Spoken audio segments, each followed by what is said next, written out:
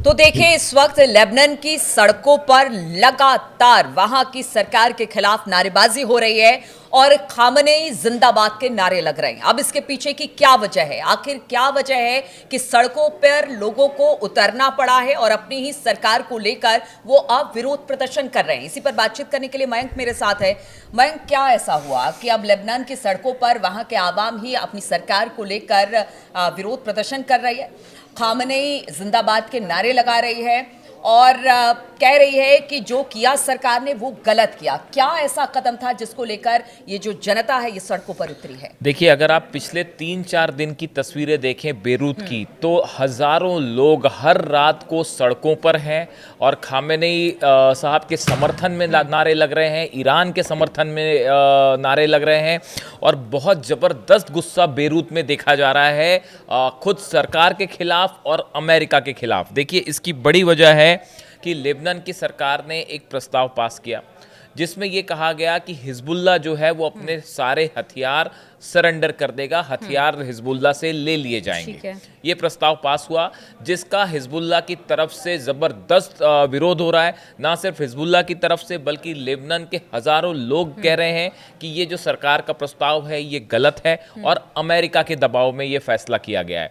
वहीं ईरान की तरफ से हमेशा से हिजबुल्लाह का समर्थन किया जाता रहा है और ईरान ने भी ये बात कही है कि हिजबुल्लाह पर दबाव डाल के इस तरह से जो है डिसआर्मामेंट करवाना ये ठीक नहीं है।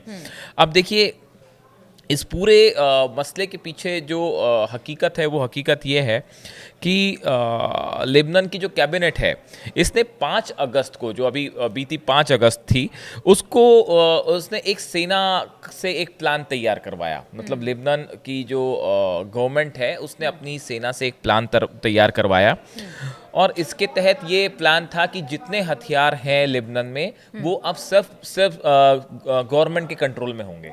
अच्छा, यानी जो हथियार अभी हिजबुल्लाह के पास हैं या दूसरे संगठन हैं जो इजराइल के खिलाफ लगातार एक्टिव रहते हैं, इनके जितने हथियार हैं अब वो सरकार के कंट्रोल में आ जाएं। और देखिए, इसके पहले हुआ ये कि जून में अमेरिका के जो एक एनवॉय हैं थॉमस बैरक, रिप्रेजेंटेटिव हैं, इन्होंने एक बड़ा प्लान तैयार किया था कि कैसे हिजबुल्लाह को से पूरे हथियार रखवाए जाएं।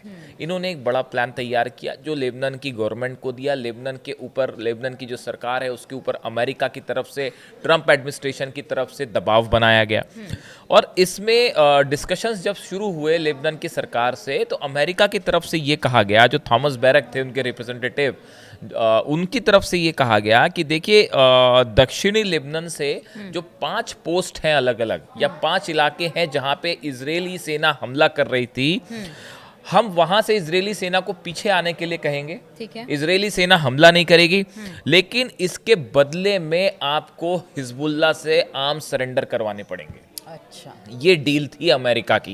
ये आपको समझना पड़ेगा कि ये डील अमेरिका ने करवाई कि आप जो है लेबनान की सरकार से कि हम इजराइल को कहेंगे कि दक्षिणी लेबनान में हमले ना हो, जो चेक पोस्ट जहां पे उन्होंने कब्जा किया था इजरायली सेना ने, वहां से वो पीछे हट जाएगी और हमले नहीं करेगी, बशर्ते आप हिजबुल्लाह से पूरे हथियार रखवा लीजिए। अमेरिका, जैसा बताते हैं लोग, जैसा राय है कई एक्सपर्ट्स की, बता रहे हैं कि भाई अमेरिका के इस दबाव में लेबनान की जो सरकार है वो आ गई। उन्होंने ये प्रस्ताव पास कर दिया कि भाई जो है हिजबुल्लाह के सारे हथियार रखवा लिए लेकिन जाएं। उनको कैसे लगा कि हिजबुल्लाह अपने हथियार रख देगा? ये बड़ी चुनौती है, चाहे हिजबुल्लाह हो, हमास हो। बहुत पहले से कहा जा रहा है, कोशिश अमेरिका की तरफ से यही हो रही है कि उनके हथियार, मतलब उनको सरेंडर करवा दिया जाए, लेकिन इसके बावजूद नहीं हो रहा है। तो अब लेबनान को कैसे लगा कि उनकी हिजबुल्लाह बात मान लेगा? मैं देखिए, ये हिजबुल्लाह की तरफ से रिएक्शन आया है जो वहाँ की गवर्नमेंट का फैसला है और अमेरिका को लेके उन्होंने कहा है कि हम इस फैसले को ऐसे लेंगे जैसे ये फैसला लिया ही नहीं गया। अच्छा, हम एकदम उसको से उसको एकदम दरकिनार पूरा कर हिजबुल्लाह ने जो है पूरी तरह से उसको खारिज कर दिया है कि ये फैसले को अब कतई स्वीकार नहीं करेंगे, चाहे इसके लिए जो करना पड़े। नईम कासिम जो चीफ है हिजबुल्लाह के, इनकी तरफ से कहा गया है कि इजरायली आक्रमण जब तक जारी रहेगा तब तक हम किसी भी तरह के निरस्त्रीकरण की बात नहीं करेंगे। उनका ये कहना है जब तक इजराइल हम पर हमला करता रहेगा तब तक हम ना अमेरिका से, ना इजराइल से, ना किसी और से हथियार रखने के बारे में कोई बात ही नहीं होगी। तो हिजबुल्लाह चीफ की तरफ से भी ये मना कर दिया गया। हिजबुल्लाह के जितने संगठन हैं उनसे जुड़े हुए, उसने भी इसका मना कर दिया। अब सबसे बड़ी बात यह है कि वहाँ पे लेबनान में एक गृह युद्ध जैसे हालात हैं। ये बड़ी गौर करने की बात है कि अमेरिका जहां जहां इंटरवेंशन करता है वहां पे हालात कभी सुधरते नहीं है, वो जबकि खराब ही होते पता हैं। है कि वहां पर जो जनता है वो हिजबुल्लाह को समर्थन करती है। मतलब कई पूरा एक एक धड़ा है जो कि हिजबुल्लाह को समर्थन करता है लेबनान में। देखिए, अब ये अभी जो स्थिति है इसमें देखिए, जिस तरह से सीरिया में असद गवर्नमेंट जब डिथ्रोन हुई वहाँ से, उसके बाद हिजबुल्लाह को जो हथियार सप्लाई हो रहे थे वो एक बड़ी चेन रुक गई। उसकी वजह से हिजबुल्लाह को हथियार सप्लाई होना बंद हो गया।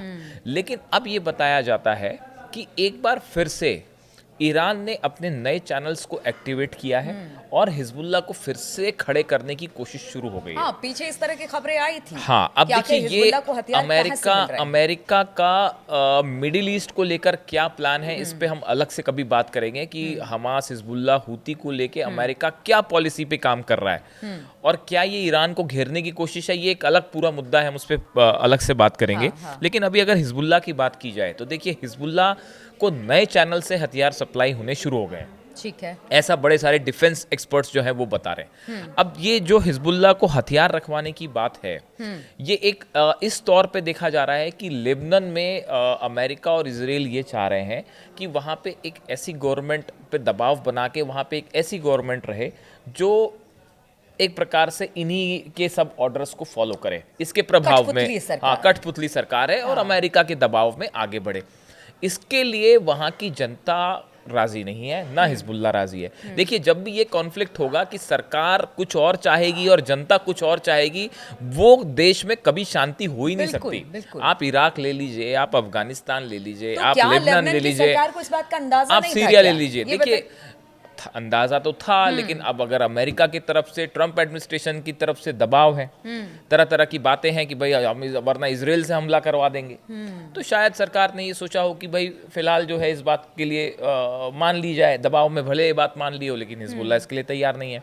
अब ईरान की तरफ से जो बात आ गई है, ईरान में अब्बास अरागची जो विदेश मंत्री हैं, उन्होंने भी इसका विरोध किया। उन्होंने कहा है कि ये तय करने का अधिकार जो है वो सिर्फ हिजबुल्लाह के पास होना चाहिए कि हम आर्म्स रखें या ना रखें, आप उस पर दबाव मत बनाइए।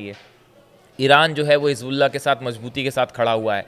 अब इन हालात में आगे अब हिजबुल्लाह का क्या होगा, लेबनान का क्या होगा, पिछले 5-7 दिनों से आप रात की तस्वीरें देखिए, हर रात को हज़ारों लाखों लोग सड़कों पे आते हैं, बाइक से, व्हीकल से, पैदल, हाथ में उनके झंडे होते हैं, बैनर पोस्टर्स होते हैं और खामेनी साहब के समर्थन में नारे लगते हैं। मानो हज़ारों लोग अब ईरान की तरफ देख रहे हैं और वो ये चाह रहे हैं कि अब अगर हमारी यहाँ से कोई मदद कर सकता है तो अली खामेनी साहब कर सकते हैं या ईरान कर सकता है। उनका अपनी सरकार से ज़्यादा ईरान पे विश्वास है। और कल जिस तरह से आपने बताया कि ईरान भी चाहता है कि जितने मुस्लिम कंट्री हैं, हाँ, वो सब एक साथ एक मंच पर आए।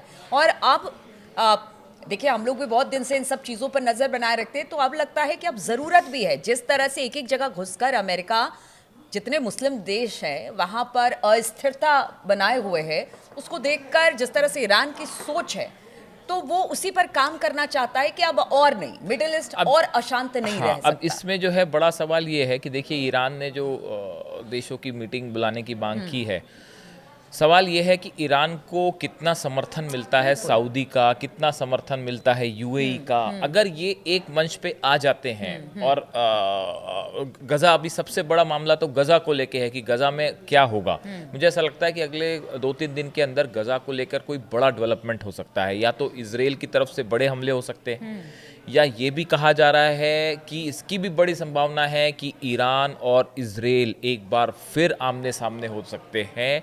अंदर ही अंदर ऐसे समाचार आ रहे हैं, ऐसी खबरें आ रही हैं कि ट्रंप एडमिनिस्ट्रेशन ने, इसका कोई पुख्ता सोर्स नहीं है, मतलब कोई कंफर्मेशन नहीं है, लेकिन ऐसे सोर्सेस ये बता रहे हैं कि ट्रंप एडमिनिस्ट्रेशन से एक बार फिर इजराइल को ईरान पर हमला करने की इजाज़त दे दी गई है।